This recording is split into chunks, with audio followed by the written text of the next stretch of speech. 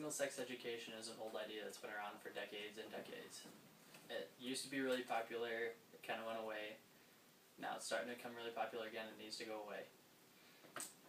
According to Christian Stanbury, who is a writer and editor for the educational organization Great Schools, the National Association for Single-Sex Public Education estimates that approximately 400 public schools in 2011 offer some form of single-sex education.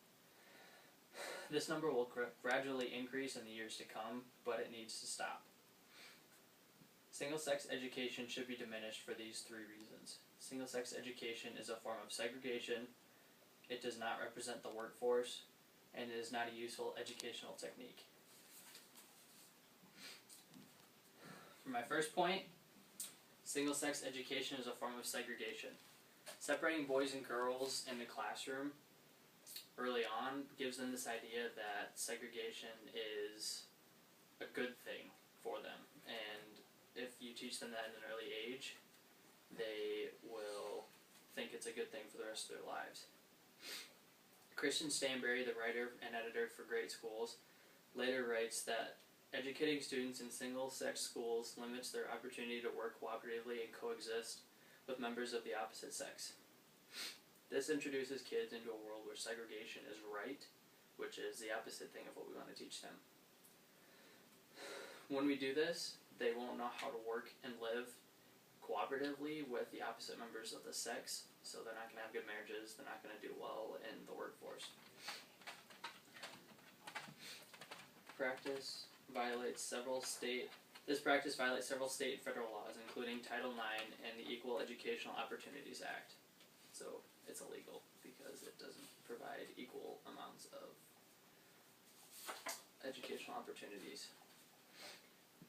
Dr. Janet Jackson, the professor for the College of Education at the University of Massachusetts, Boston, writes that proponents of single-sex education hold out promises of an equal but separate educational system.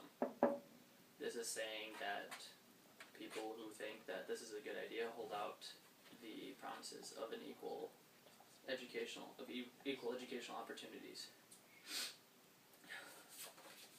So, as a result of my first point, single-sex education is a form of segregation.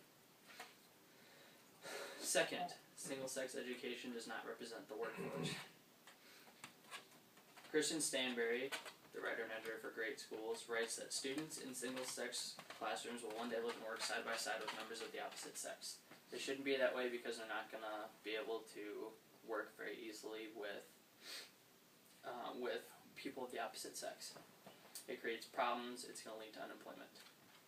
Michelle Allison Chandler, longtime educational journalist for the Washington Post, writes that sex segregation increases stereotyping and legitimizes institutionalized sexism.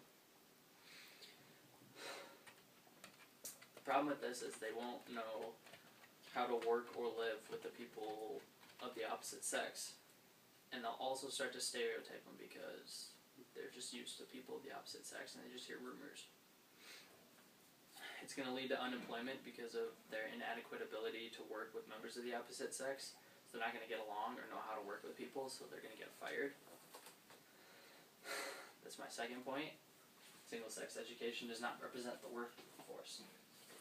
For my third point, single-sex education is not a good educational technique.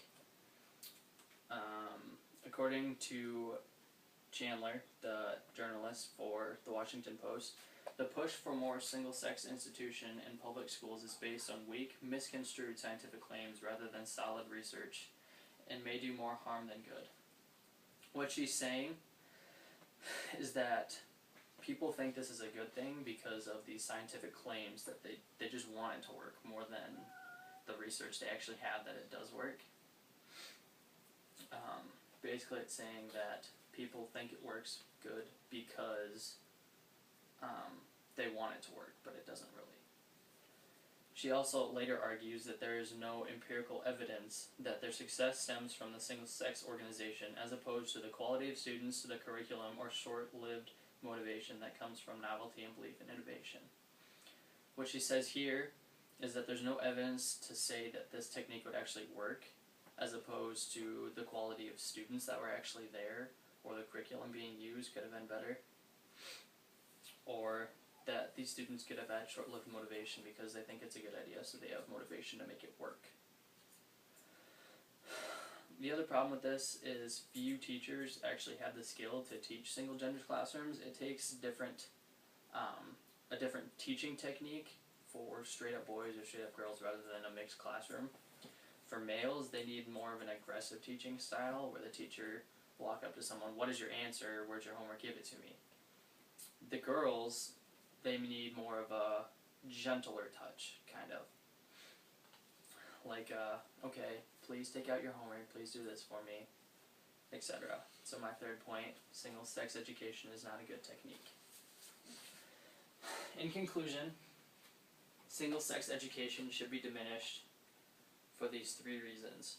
It is a form of segregation, it does not represent the workforce, and it is not a useful educational technique. It creates an early sense of the fact that segregation is good. It's illegal because it's illegal according to Title IX and the Equal Educational Opportunities Act. Teachers don't have the skills, they need extra schooling, which requires a lot more work. Also, it develops problems in the workforce because students who come out of single-sex education don't know how to work alongside members of the opposite sex. So, what I'm asking you is, you parents or future parents, do not let your kids enroll in single-sex education. It is bad for the future.